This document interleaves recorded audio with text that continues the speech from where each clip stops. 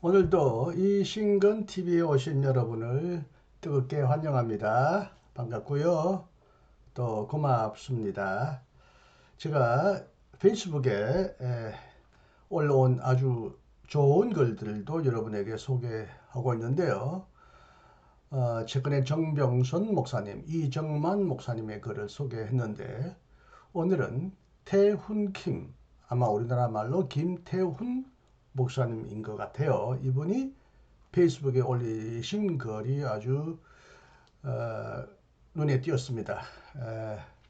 우리의 고착된 생각을 새롭게 하거나 우리의 시선을 더 깊게 해주거나 또 뒤바꿔주는 그런 참신한 글들이 페이스북에 자주 올라오는데 제 글만이 아니라 이런 글들도 여러분에게 소개하면서 우리의 지식의 지평을 확장하고 또 새롭게 배워가는 그런 좋은 기회가 되었으면 하는 생각으로 최근에는 페이스북에 올라온 좋은 글들도 소개하는데 오늘도 그저께 이어서 오늘도 신학진단이라는 제목 아래 좋은 글을 하나 소개합니다. 제목은 우리는 믿음과 행위로 구원받는다라는 제목입니다.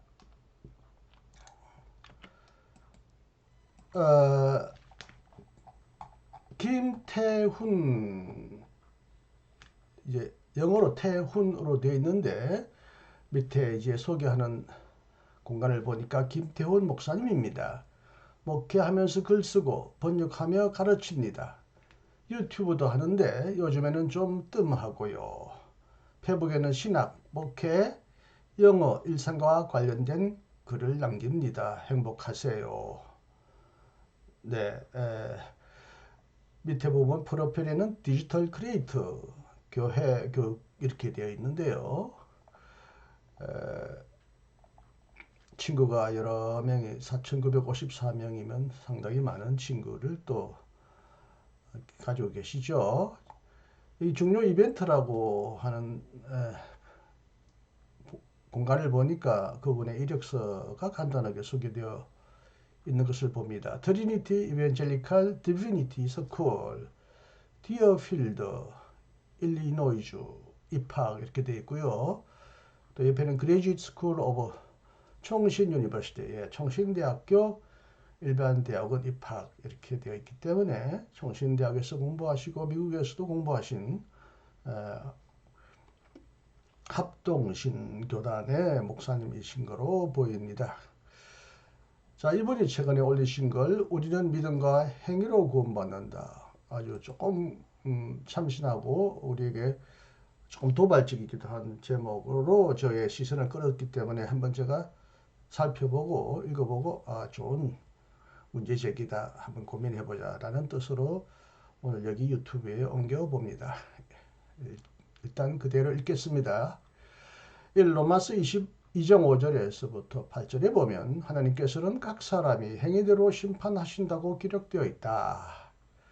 벌은 하나님께서 참고 선을 행하며 영광과 존귀와 썩지 아니함을 추구하는 자들에게는 영생으로 하시고 반대로 진리를 따르지 아니하고 불의를 행하는 자들에게는 진노와 분노로 심판하실 것이라고 분명하게 언급한다. 게다가 고린도후서 5장 10절에서도 바울은 우리가 다 그리스도의 심판대 앞에서 그 몸으로 행한 것을 따라 판단을 받게 될 것이라고 이야기한다. 사실 바울만이 아니라 신약 성경을 깊이 들여다보면 오늘날 우리가 통속적으로 이해하고 있는 구원론에 정확히 들어맞지 않아 보이는 내용이 정말 많이 등장한다. 네. 그 바로 앞에서 로마서 2장 5절 앞에서는 우리가 오직 믿음으로 옳게 된다고 함으로써 많은 사람들에게 우리가 하나님 앞에 어렵다고 용서받고 어렵다고 인정을 받는 것은 오직 믿음이라고 말씀했던 바울이 바로 그 이후에는 우리의 행위대로 몸으로 행한 것대로 심판을 받는다. 단순히 보상을 받고 큰 상급을 받는다가 아니라 영생과 심판, 분노의 심판으로 갈린다고 앞에서 말한 의미와 전혀 상반된 말을 하는 것을 오늘도 우리가 여기서 발견하게 됩니다. 문제는 행위대로 카타, 타, 에러가 아우토 그의 행위에 따라 라는 어구이다. 이 어구를 어떻게 해석하느냐에 따라 행위가 우리의 구원에서 중요한 자리를 차지하느냐 아니면 단순한 옵션, 선택이냐가 결정되기 때문이다. 존 파이퍼, 저거 미국의 보수적인 학자죠. 존 파이퍼와 토마스 슈라이너와 같은 학자들은 여기서 행위대로를 해석할 때 전치사 카타를 우리의 행위에 근거하여가 아니라 우리 행위에 따라서 according to, based on이 아니라 according to로 보아야 한다고 주장한다. 다시 말해 하나님께서 최후의 심판에서 우리의 행위를 구원의 토대로 삼아 심판하시는 것이 아니라 이미 주어진 구원의 실주와 믿음의 진정성을 행위를 통해 드러나게 하시고 그에 따라 판결하신다는 것이다. 즉 행위는 구원을 얻는 원인이 아니라 구원받은 자가 보여야 할 참고용 증거라는 것이다. 행위는 믿음이 올바른가 혹은 믿는가 안 믿는가를 증거하는 하나의 표지라는 뜻이지 구원의 근거는 행위가 아니라 믿음이라는 전통적인 종교개혁적 신학에 근거하여 주장하는 내용이라고 볼 수 있겠습니다. 세 번째, 이렇게 선행을 근거가 아니라 증거로 보는 해석은 전통적인 개혁주의 해석과 일치한다. 그래서 개혁주의란 말은 흔히 장로교회, 칼빈교회로 오해되지만 종교개혁주의, 종교개혁신학과 일치한다고 이해되어야 하겠습니다. 웨스트민스터 신앙고백서 제16장 선행에 대하여 of good works를 보면 선한 행위로 제사함이나 영생을 얻을 수 없고 선한 행위는 참 믿음의 열매이자 증거라고 말하며 하나님께서는 그리스도 안에서 선한 행위를 받아주시고 상을 주신다고 말한다. 칼뱅도 마찬가지다. 그도 기독교 강요와 로마서 주석에서 바울이 하나님께서 각 사람에게 그 행한 대로 갚으신다고 말할 때 인간의 공로를 토대로 그렇게 하겠다고 말하는 것이 아니라 오히려 하나님께서 자기 백성 안에 역사하셔서 나타나게 하신 열매들에 따라 심판하시겠다는 뜻이라고 얘기한다. 자, 그러나 나는 여기에 의문을 제기한다. 여기에서 이제 하나의 신학적인 반론이 나옵니다. 과연 행위가 증거일 뿐이면 결코 근거가 아니라는 구분이 성경 본문이 말하는 긴장을 충분히 설명해 주는가? 분명히 말해서 언학적으로는 불가능해 보인다. 예를 들어 학생들은 시험 성적에 따라 장학금을 받는다라는 문장을 생각해 보자. 이 문장은 무엇에 따라라는 표현을 사용하기는 했지만 성적과 장학금 사이의 단순한 상응을 말하는 것이 아니라 성적이 장학금을 주는 직접적인 이유이자 근거가 된다는 점을 자연스럽게 포함한다.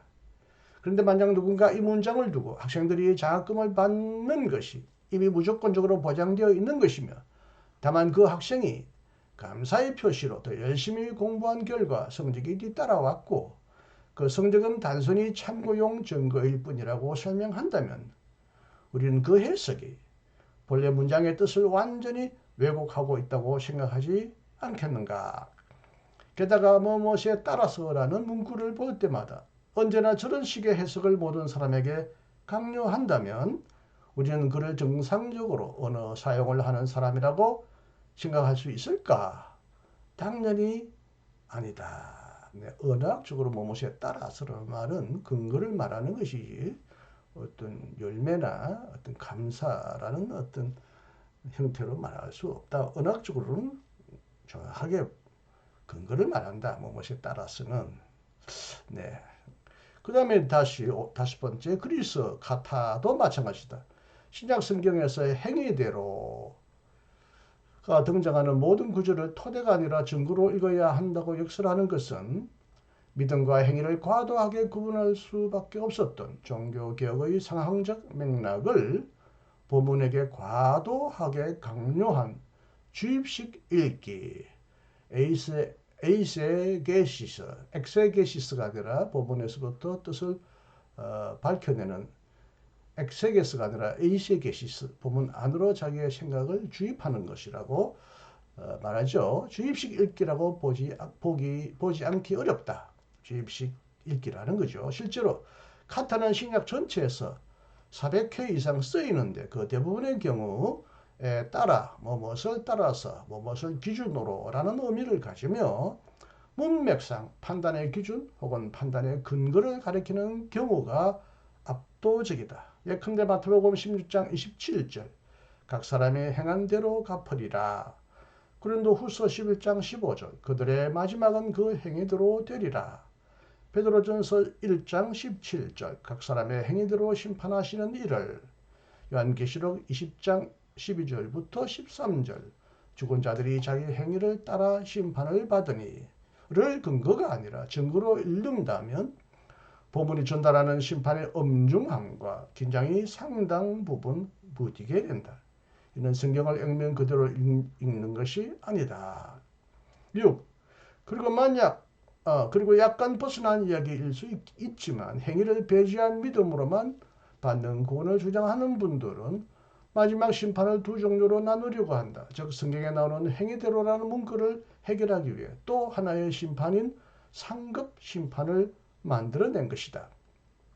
오직 믿음에 토대하여 영원한 생명이 결정되는 심판이 있고 행위에 근거하여 상급이 자동적으로 결정되는 심판이 있다는 것이다. 이는 벌코프와 그루뎀 같은 조직신학자들이 주장한 내용으로 교회에서 전통적으로 이해되어 온 개념인데 개인적으로 나는 이게 성경의 실제보다 오직 믿음 교리를 지키려다가 논리적 추론을 통해 인위적으로 만들어낸 전형적인 오류라고 생각한다.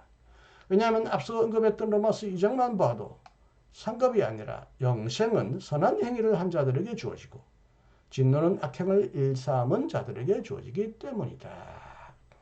7. 아무튼 전통을 잠시 제쳐두고 오로지 성경만 놓고 문법적이고 역사적인 접근을 한다면 오늘날 믿음으로만 구원받게 된다는 교리는 반드시 제고되어야 한다. 네, 여기서 이제 전통적 해석을 뒤집는 새로운 도발적인 해석이 나옵니다. 물론 전통적 개혁주의 해석은 행위가 결코 구원의 공로적 토대가 아님을 강조하기 위해 이런 해석을 선호했을 것이다. 그러나 그런 이해가 본문 자체의 의미를 온전히 설명한다는 보장은 없다. 아무리 수백 년 동안 그리고 너무나도 많은 사람들이 그렇게 믿어왔다고 해도 말이다. 오히려 우리가 행위대로라는 표현이 심판의 실질적인 근거로 사용된다는 점을 받아들일 때 우리는 성경이 끊임없이 강조하는 긴장을 더 정직하게 대면하게 된다. 즉 행위가 믿음의 열매이자 증거라는 차원을 넘어서 종말론적 심판의 실질적 기준으로서 기능한다는 사실 말이다. 8. 그러나 오해하면 안 된다. 나는 지금 행위를 구원의 원인이라고 말하는 것이 아니다. 또 새로운 반론에서 또 새로운 반론 같은 오해를 막기 위한 새로운 논리의 전환인데요. 행위가 구원의 원인이라고 말하는 것이 아니다. 나는 지금 예수 그리스도를 통한 하나님의 은혜와 사랑을 부인하고 공로주의를 주장하는 것이 결코 아니다. 성경은 구원이 하나님의 은혜에서 비롯되었다는 사실을 분명히 언급한다. 이것을 부인할 수 없다. 그러나 그 은혜는 결코 추상적이거나 중립적인 상태로 머물지 않는다. 은혜는 반드시 삶 속에서 열매를 맺으며 그 열매가 최후의 심판에서 평가의 실제적 기준이 된다. 다시 말해 행위는 은혜와 분리된 별도의 공로가 아니라 은혜가 실제로 역사한 결과로서 근거가 된다. 여기서 근거란 인간이 자율적으로 만들어낸 자격이나 공로가 아니라 하나님이 주신 은혜가 실제로 삶 속에서 구현된 실질적 표지를 말한다. 인간의 행위가 구원의 근거라고 말하는 건 아닌데 은혜에서부터 비롯된 행위는 반드시 구원의 기준으로 그래서 구원의 근거로 판단되어야 한다는 해석을 합니다. 그리고 행위를 구원의 원인은 아니되 심판의 근거로 기능하는 은혜 열매라고 이해한다면 우리는 성경의 복합적 진술, 오직 은혜와 행위대로 심판을 액면 그대로 수용할 수 있을 뿐만 아니라 받은 은혜에 합당한 삶을 살기 위해 더욱 몸부림칠 수밖에 없다. 예수님이 사랑의 계명을 주신 것과 바울이 두렵고 떨림으로 너희 구원을 이루라. 빌립보서 2장 12절라고 말한 것도 바로 이 맥락이다. 이는 인간의 공로를 쌓아 올리라는 뜻이 아니라 이미 우리 안에서 역사하시는 하나님의 은혜를 실제적인 행위로 드러내라는 필수적인 요청이다. 그러므로 최후의 심판에서 우리의 행위는 은혜의 흔적이자 열매로서 심판의 기준이 된다. 이 사실은 성도의 삶에 거룩한 긴장을 부여한다. 우리는 값없이 받은 은혜를 값싸게 만들지 않기 위해 날마다 믿음의 경주를 달려가야 하며 그 끝에서 하나님 앞에 서게 될 날을 준비해야 한다. 지금까지 살펴본 내용은 교회와 성도의 삶에 큰 시사점을 지닌다. 우리는 삶과 행함이 없는 비극적인 기독교 시대에 살아가고 있기 때문이다.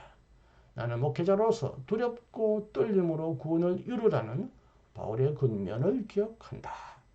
그러나 현실 속에서 죄와 싸우며 주님을 따르려고 몸부림치는 성도를 찾아보기는 참으로 어렵다. 교회 강단에서 흘러나오는 메시지들조차 너무 가볍고 때로는 개인주의적이고 자기 중심적인 삶을 조장하는 경우가 많다. 신앙이란 자기 만족과 위로를 얻는 수단이 되어버렸고 재림과 심판을 준비하며 주님을 따르는 제자의 길은 뒷전으로 밀려났다. 도대체 누가 그런 삶을 산단 말인가? 나 자신도 부교육자의 세월이 길어질수록 주님을 향한 경외와 떨림이 옅어져 가는 것을 부인할 수 없다. 청년 시절 죄를 짓지 않으려고 끙끙대며 기도하던 때가 이제는 아득하고 신기하게만 느껴진다. 바로 이것이 오늘날 교회의 비극이다. 나는 이 비극의 결정적인 원인이 신학에 있고 주회의 잘못에 있다고 생각한다. 그래서 미약하지만 이런 것을 남긴다. 아마 어떤 이는 이 글을 읽고 오독하여 나를 신인 협력주의를 주장하는 공로주의자라고 몰아붙이기도 할 것이다. 그런 분들은 중세와 종교개혁의 낡은 틀에서 벗어나 무엇이 우리를 더 거룩하고 경건하게 할지 고민하며 하나님의 말씀 자체의 길을 더 기울이기를 바란다. 성경은 분명히 행위를 중요시하고 있고 그 어떤 것도 설사 교회가 간직해온 귀중한 전통이라고 하더라도 행위를 요구하는 성경 앞에서 우리를 지켜줄 힘이 없다. 이렇게 이제 글을 썼어요. 또 큼지막하게 하나의 또 포스트를 만들었어요. 우리는 믿음과 행위로 구원받는다. 요 단어는 처음 소개한 제목처럼 해석이 필요하고요. 또 그 해석을 위하여 긴 문장을 소개하셨는데 믿음과 행위냐, 믿음에 따른 행위를 수반하는 믿음이냐, 뭐 이런 또 해석의 그 긴장 차이를 갖는 조금 문제를 질문케 하는 제목인 것은 틀림이 없습니다. 여기에 제가 이렇게 댓글을 달았네요. 성서의 구원과는 다양하다. 사실 그래요. 로마서 안에도 서로 상반된 바로 앞뒤 구절에서부터 이미 상반된 구원관을 설명하는 것 같지 않아요? 근데 같은 저자도 시간이 흐르면서 서로 다른 자기가 주장했던 내용과 상반된 얘기를 하는 듯한 얘기를 할 때가 있습니다. 그래서 우리가 바울 서신이라고 하는 편지는 후반부의 많은 부분은 바울의 편지가 아닐 것이다. 바울의 제자나 바울의 것으로 추정되는 그렇게 바울의 저자로 돌리는 그러나 실제적으로 바울이 아닌 그런 사람이 썼다라고 이렇게 해석을 하기도 하죠. 자, 성서의 구원과는 다양합니다. 저는 구원을 얻는 방법만 다양하다. 믿음이냐, 행위냐, 뭐 이런 또 신의 협력이냐, 신단독이냐 이것만이 다양하다고 말하는 게 아니라 우리가 구원이라고 하면 뭐 칭의로만 생각하는데요. 구약 성서에서부터 신약 성서까지 한번 보십시오. 하나님이 우리를 구원하시는 그 형태는 칭의만 있는 게 아니에요. 구원에는 잘 아시다시피 엑소더스와 같은 해방도 있고 적의 승리를 거두는 승리도 있고요. 죽을 병에서 고침을 받는 치유도 있고, 또 적들과 또 하나님과 화해하는 것도 있고, 또 창조 만물이 신음하고 고통하고 인간에게 종속될 때 창조 만물과 인간이 공존하는 평화로운 어떤 파라다이스와 같은 구원감도 있고 다양합니다. 신약에도 이미 우리가 말하는 구원은 다양한 관점에서 설명될 수 있잖아요. 구약을 흔히 이제 샬롬이라는 의미로 하나로 묶습니다. 평화, 화해, 안녕, 하나님과 동료, 이웃과 심지어 자연 만물과의 화해. 이것도 구원의 하나의 중요한 큰 개념인데요. 신약에 와서도 예수님은 생애의 대부분을 병든 자를 고치시는 활동을 하셨고 또 그런 가운데 죄인을 용서하시는 사건도 하셨죠. 그리고 죽음으로부터 일어나신 부활, 영생이라는 구원도 우리에게 제시하셨잖아요. 그래서 성경이 말하는 구원은 구원이라고 할 때 하나의 사건만 협소하게 말하는 게 아니라 매우 다층적이고 다양하고 다채롭다고 말해야 할 것입니다. 왜 이렇게 다양하냐? 근데 저자가 다양한 거죠. 같은 저자도 시대가 흐르면서 맥락에 따라 서로 강조점이 다를 수도 있는데 일단 저자들이 다 다른 시대의 다른 맥락에서 자신의 견해를 발표했기 때문에 한자리에 모여서 서로 통일해서 성경을 쓴 게 아니라 저자가 자신의 다른 신학적인 견해를 발표했기 때문에 다양하고 또 하나는 그가 상황과 맥락에 따라서 다양하게 말하기 때문이에요. 왜 예수님은 사성서훈에 가난한 자가 복이 있다라고 말하는데 누가는 왜 마태는 거기다가 마음이 가난하다라고 하는 부분을 삽입했거나 추가했을까? 상황이 맥락이 다르기 때문에 그렇지 않겠어요? 바울은 그리고 루터도 인간의 공로를 지나치게 강조하는 사람들에게 믿음, 은혜를 강조했다면 포네프나 오늘 수많은 사람들은 또 값싼 은혜, 행위가 없는 무력한 은혜주의자들에 대하여 행위가 중요하다. 행위로 구원받는다고 또 말한단 말입니다. 상황과 맥락이 다르기 때문에 구원관도 다르게 나온다는 거죠. 성서의 구원관을 그래서 해결화한다. 하나의 관점으로 해결화하는 것, 평준화하는 시도는 자신의 한 그릇 안으로 다양한 물질, 수많은 다양한 물질을 억지로 구겨놓고 쑤셔 넣는 짓과 같다. 따라서 그릇과 물체도 그렇게 되면 심하게 망가지고 그릇도 버려지고 물체도 버려진다는 거죠. 성서의 구원관은 그래서 통일하기 어렵고 해결할 수 없다. 저와 같은 조지신학자들은 사실 성경의 다양한 목소리를 통일하고 하나의 관점으로 관통해보려고 하는 강한 의도가 있지만 성경을 보면 볼수록 아니 조지신학자들 간에도 굉장히 다양한 견해를 표명한단 말입니다. 성서의 구원관만이 아니라 다른 내용도 쉽게 해결하기 어렵다는 거죠. 그럼에도 불구하고 통일하기 위하여 하나의 성경에 가장 일치된 목소리를 들어야 하거나 가장 중요한 목소리를 들어야 한다면 누구의 목소리를 들어야 하겠느냐? 루터도 아니고 칼뱅도 아니고 심지어 바울도 요한도 베드로 등도 아니라는 거죠.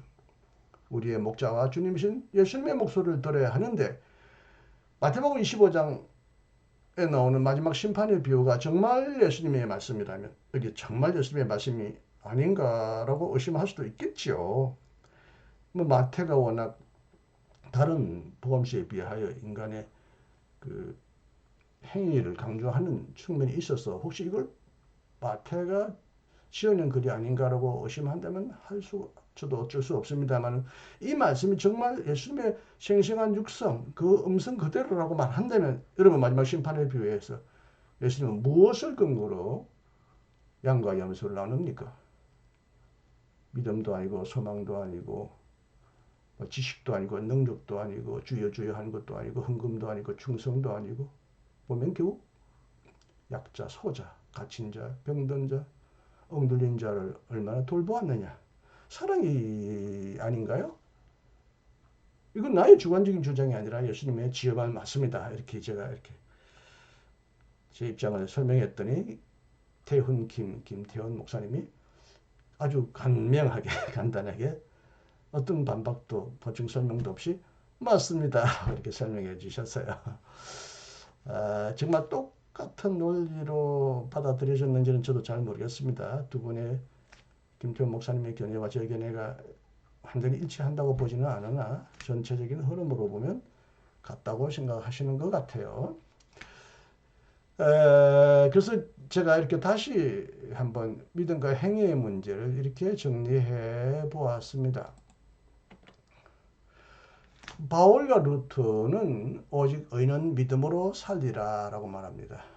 하박국에 나오는 내용을 바울이 받아서 설명해서 로마서에 썼고 이걸 기초로 루트는 종교개혁을 일으켰죠. 히브리서 10장에도 이와 같은 표현이 나오는 걸 이번에 처음 알았습니다.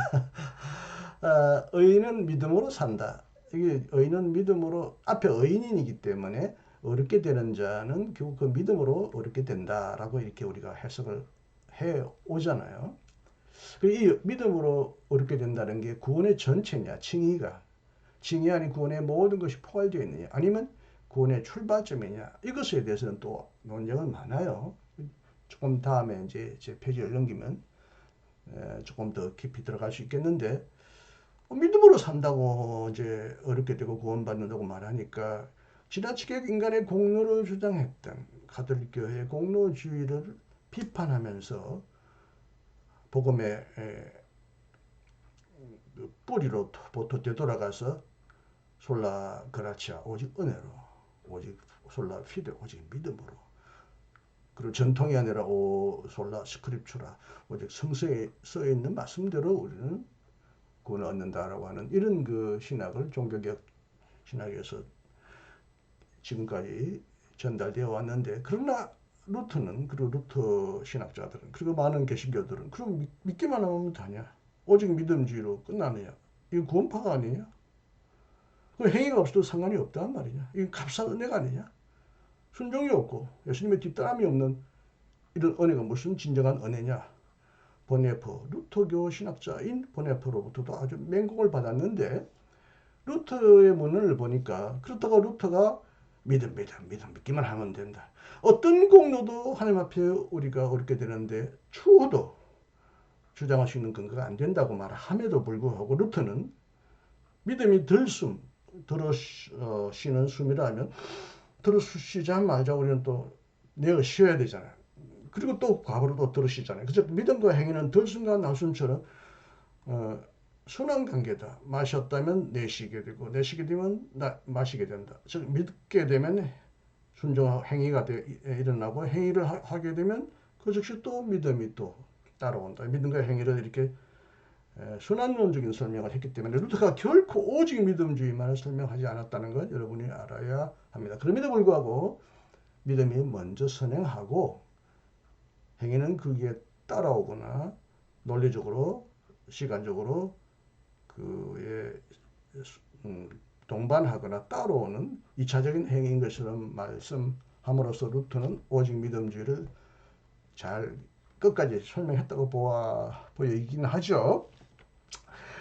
근데 여러분, 바로 로마서 8장 9장에서 바울은 조금 이와 같은 맥락과 같은 얘기를 하거나 조금 다른 뉘앙스의 문장을 추가합니다. 로마서 10장에서는 이런 말을 합니다. 내가 만일 내 입으로 예수를 주로 시인하며 또 하나님께서 그를 죽은 자 가운데서 살리신 것을 내 마음에 믿으면 구원을 얻으리니. 앞에서 믿음으로 그렇게 된다, 혹은 믿음으로 구원을 받는다는데 뭘 믿는다는 얘기냐.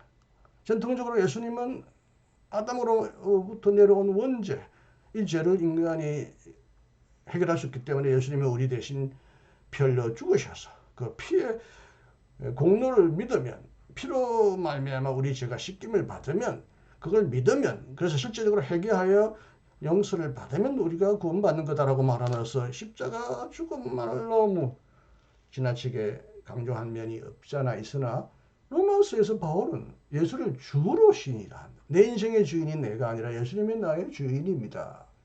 또 하나는 하나님이 그를 죽은 자 가운데서 살리신 부활을 믿어야만 구원을 얻는다고 말합니다.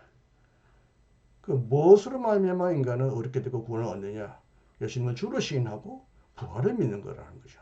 근데 그 다음에 또 뭐라고 말할까? 사람이 마음으로 믿어 의에 이르고, 예, 믿는 것으로 말미암아 어렵게 된다는 건 앞에 나오는 문장과 일치하지만 그 다음에는 입으로 이제 시인하여 구원에 이른다. 의에 이르고 구원에 이른다. 앞에는 믿음으로 구원을 얻는데 뒤에는 또 믿음으로 의에 이르고 입으로 고백하여 시인하여 구원에 이른다 해서 문장이 이게 단순하게 다가오지는 않으나 저번에 여기는 구원이 이제 입으로 시인한다는 말은 고백이라는 뜻이죠. 그런 의미에서 마음으로 믿고 결국 입으로 고백하는 행위까지 고백한다면 그렇게 산다는 고백하는 대로 살지 않을 수는 없겠죠. 예수님을 주로 시인하면서 주의 뜻대로 사는 주의 말씀대로 사는 것이 주로 시인한다면 그 주님의 뜻대로 생활하고 순종하는 것을 말하기도 하겠지만 여기는 어느 정도는 마음으로 믿는다. 마음으로 믿는다. 그리고 입으로 고백한다.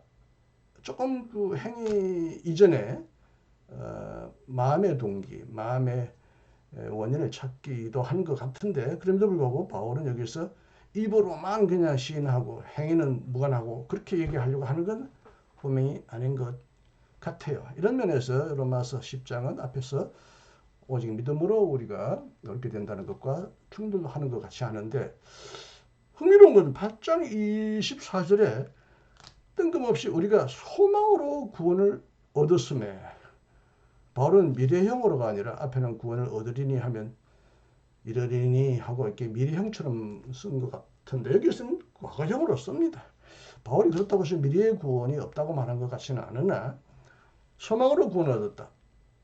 여기 이 소망도 방금 앞에서 나오는 문장 죽은 가운데서 하나님이 살리신 것이 결국 우리가 그리스도인의 최고의 희망이고 소망의 대상이잖아요. 우리도 그리스도와 함께 연합하여 죽었으면 그리스도와 함께 부활할 것을 믿는다. 혹은 그리스도와 함께 살리심을 이미 받았다. 구원을 얻었다라고 말하듯이 부활의 소망, 부활에 대한 믿음이 중요하다는 것을 여기서 말하면서 단순한 믿음만이 아니라 그 믿는 대상에 대한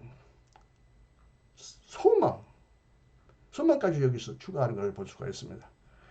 뭐 보이는 소망이 아니니 뭐 이건 또 추가된 말이고 앞에는 믿음으로 입으로 고백하여 구원을 얻는다.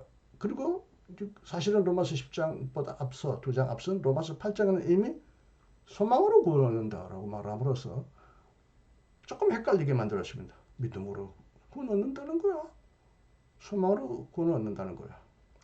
아마 바울은 여기서 믿음과 소망을 같은 것으로 보는 것 같아요.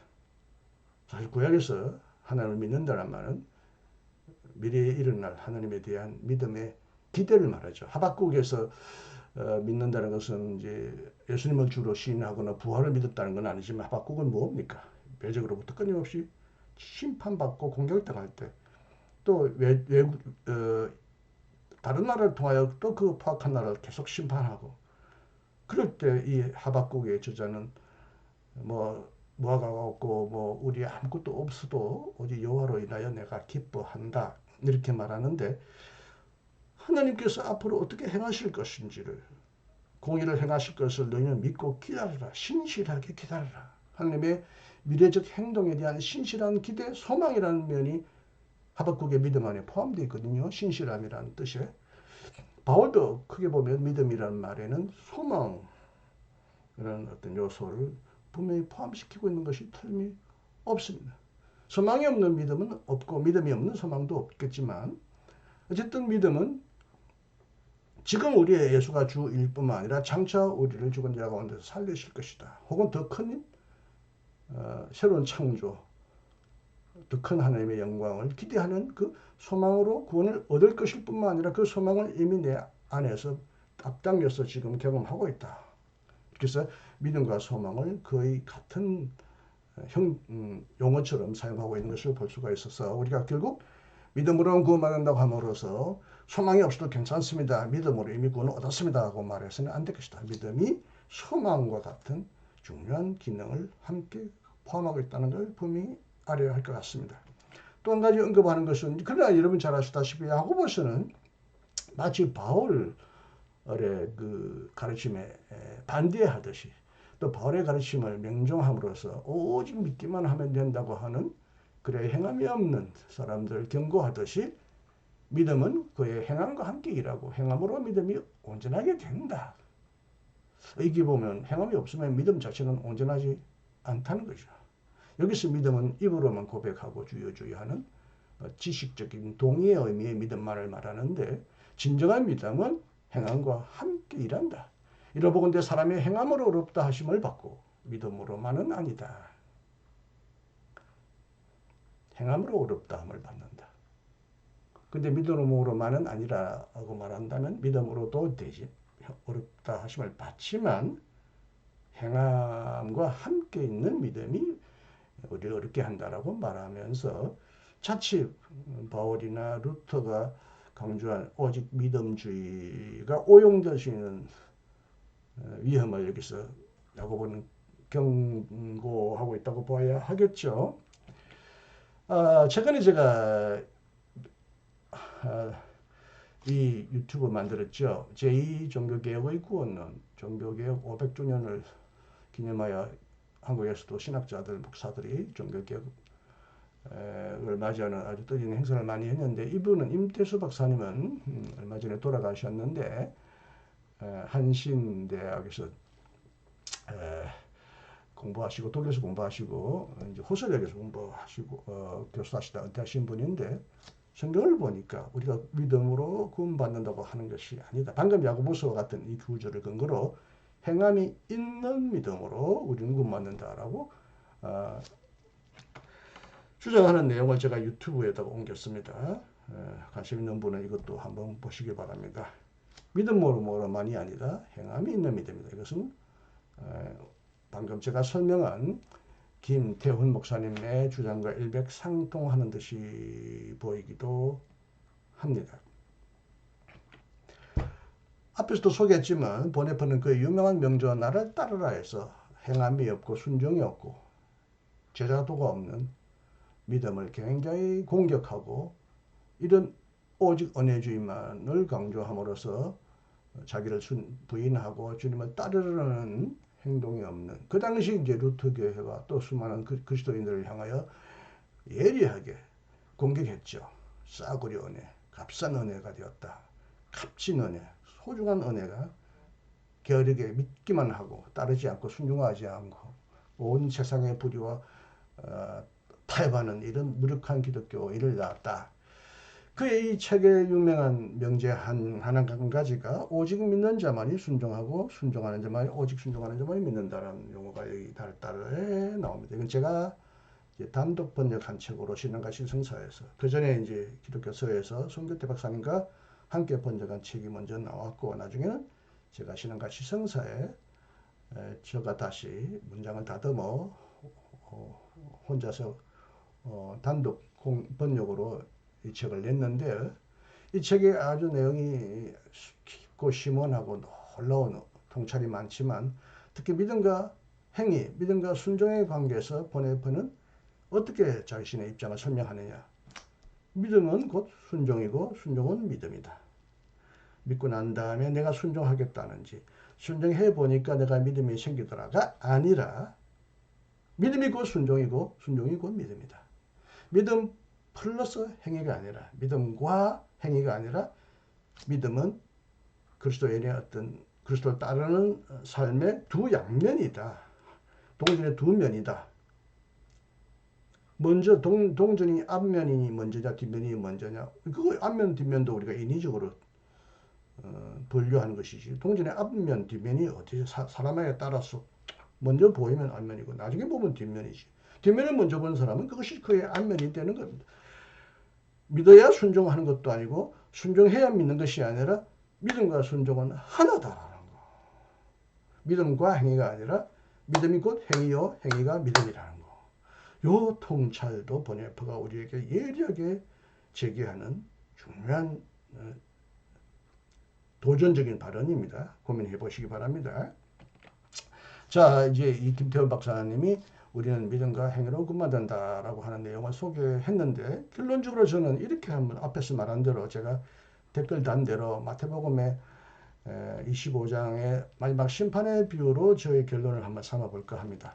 믿음으로 옳게 되나 그 믿음은 소망의 요소를 분명히 포함하고 있다. 적어도 바울에게 있어서는 그 믿음은 부활에 대한 소망, 주님이 예수가 우리의 주님이 되신다는 것뿐만 아니라 현재의 주님이 아니라 미래의 주님도 되신다는 의미이고 또 예수께서 부활하신 것뿐만 아니라 우리도 예수와 함께 부활할 것이다. 혹은 바울의 고백에 의하면 이미 다시 살림을 받았다. 새로운 피조물이 됐다는 의미에서 부활은 현재적으로 일어나는 사건이다. 이 현재적인 경험만이 아니라 그러나 종말론적인 바울도 예수님의 미래 종말을 얼마나 열렬히 기대했습니까? 그가 기대한 그 날짜대로 혹은 그런 기대 시간 계산대로는 일어나지는 않았지만 자고는 바울에게는 미래에 대한 희망, 최종적인 하나님의 승리에 대한 기대도 굉장히 열렬하게 뜨겁게 나타나죠. 믿음으로 그렇게 되는데 그 믿음은 소망이라는 것과 함께 있다. 근데 여러분 잘 아시다시피 바울도 고린도전서 사랑의 장에서 믿음, 소망, 사랑은 늘 함께 있다라고 말합니다. 믿음이 있는데 사랑, 소망이 없을 수는 없다. 사랑이 있다면 당연히 믿음, 소망도 함께 있는 것이다. 즉 그리스도인에게 있어서 이 세 가지 요소는 언제나 항상 함께 있는 것이지 따로따로 떨어져 존재할 수 없다. 마치 성부, 성자, 성령 하느님께서 함께 계시듯이 믿음, 소망, 사랑은 항상 함께 한다. 그러나 그 중에 제일은 사랑이라고 말합니다. 사랑이 없으면 그 어떤 것도 믿음도 소망도 가짜요. 진정한 믿음이 아니다. 야고보서 말한 대로 행함이 없는 사랑이 없는 믿음은 그건 죽은 믿음이고 가짜 믿음이다. 그러나 그 믿음은 당연히 사랑이라는 행동으로 표현된다. 라고 말한다면 바울에 따르면 그 어떤 것도 지식도 믿음도 행위도 사랑도 능력도 예언도 은사도 결국 사랑을 위하여 존재하고 사랑을 듣고 있는 보자기로 같고 사랑을 실현하는 차와 같고 수레와 같다. 오직 사랑만이 영원하고 사랑만이 가장 중요하다고 말한다면 결국 우리가 오직 믿음으로 구원받는다든지 믿음, 소망, 사랑 중에 믿음, 소망, 사랑 함께 우리가 이걸 통하여 하나님께 구원받는다고 말해야 하지만 결국에는 사랑이 가장 중요한 내용이고 믿음과 소망은 이것을 감싸고 있는 혹은 끌어가고 있는 힘으로서의 소망과 감싸고 있는 보자기로서의 믿음은 중요하지만 그러나 가장 중요한 복음의 알맹이는 사랑이다. 예수님도 가장 중요한 계명이 뭐냐? 하나님 사랑, 이웃 사랑이라고 하지 않았습니까? 특히 마태복음 25장 마지막 비유에 보면 예수님은 구원의 근거로서 우리의 믿음을 보자고 말하지 않고 우리의 소망을 보자고도 말하지 않고 더욱이 우리의 학력이나 지식이나 헌금이나 위대한 행위나 이런 걸 보자고 말하지 않고 가장 적은 자에게 너희가 어떻게 행했느냐에 따라서 하나님은 양과 염소라고 하는 구원과 저주라는 멸망이라는 두 가지 갈림길을 나누잖아요.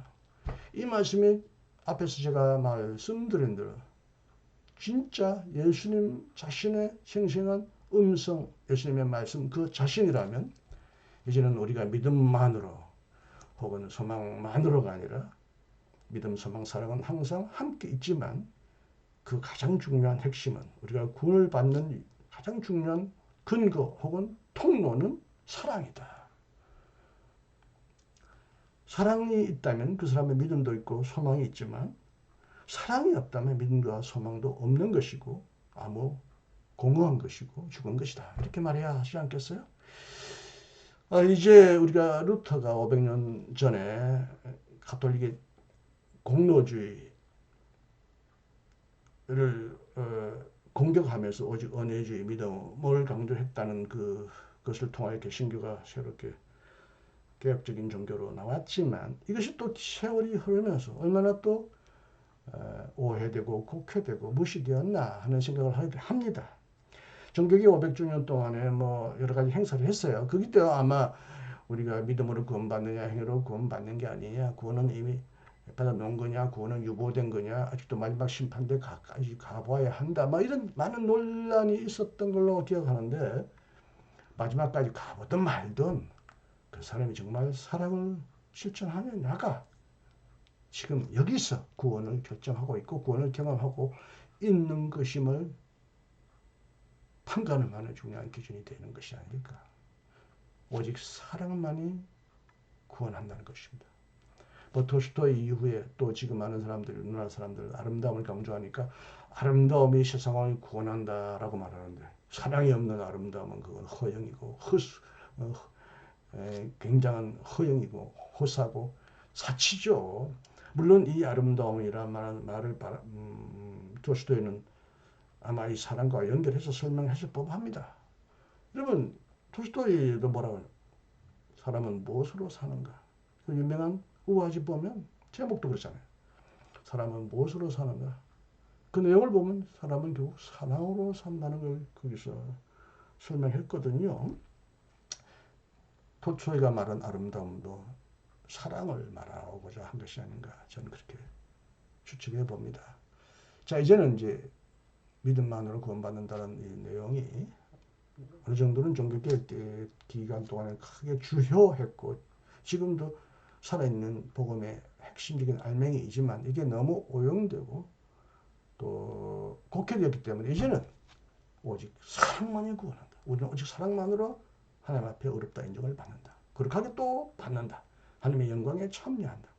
구원의 총체를 뭐라고 말하든 간에 하나님은 최종적으로 사랑이신 하나님은 우리에게 사랑만을 찾으시고 사랑만을 요구하시고, 사랑하는 자는 당연히 그가 고백하든 고백하지 않든, 심지어